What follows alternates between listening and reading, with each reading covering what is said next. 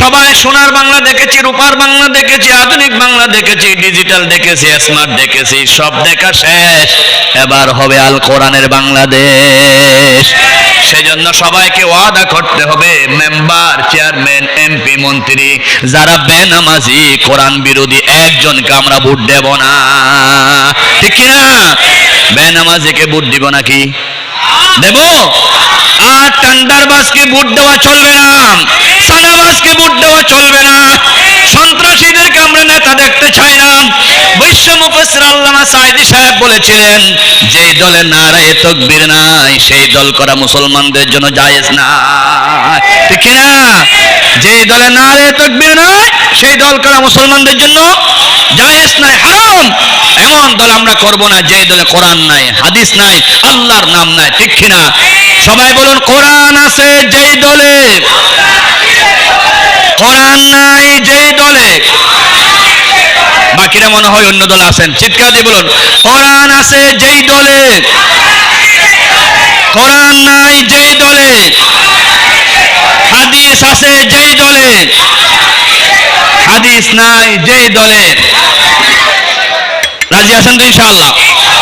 আমার বন্ধুগণ, উহুদের মাঠে যে কথা দিয়ে আমি শেষ পর্যায়ে চলে যাচ্ছি, উহুদের মাঠে রাসূলুল্লাহ সাল্লাল্লাহু আলাইহি ওয়াসাল্লামের চাচাকে হত্যাকারীর নাম ছিল ওয়াহাশী। ওয়াহাশী নবীর কাছে ক্ষমা চাইতে আসলেন। নবী বললেন, তোমাকে আল্লাহ ক্ষমা করে দিবেন। ওয়াহাশী বলল, হুজুর আমি এমন গুনাহ করেছি, মনে হয় ক্ষমা হবে না। তখন আল্লাহ নবী বলেন, তুমি আল্লাহর কাছে ক্ষমা চাও, আল্লাহ ক্ষমা করে দিবেন। ওয়াহাশী বললেন, আমার জন্য একটা আয়াত নাজিল করতে বলেন। আল্লাহ রাব্বুল আলামিন নাজিল করলেন সূরাতুল ফুরকান, পারা নম্বর 19, পৃষ্ঠা নম্বর 5, সূরার নাম হলো ফুরকান, আয়াত নম্বর হলো 70। আল্লাহ বলেন, ইল্লা মান তাবা ওয়া আমানা ওয়া আমিলা আমালান সালিহা ফাউলাইকা ইউবাদদিলুল্লাহু সাইয়্যাতিহিম হাসানাত। জোরে বলুন আল্লাহু আকবার। কোন বান্দা যদি আল্লাহর কাছে তাওবা করে, তাওবার মতো তাওবা করে, আল্লাহ ইউবাদদিলু মুজারার সিগা ব্যবহার করেছেন।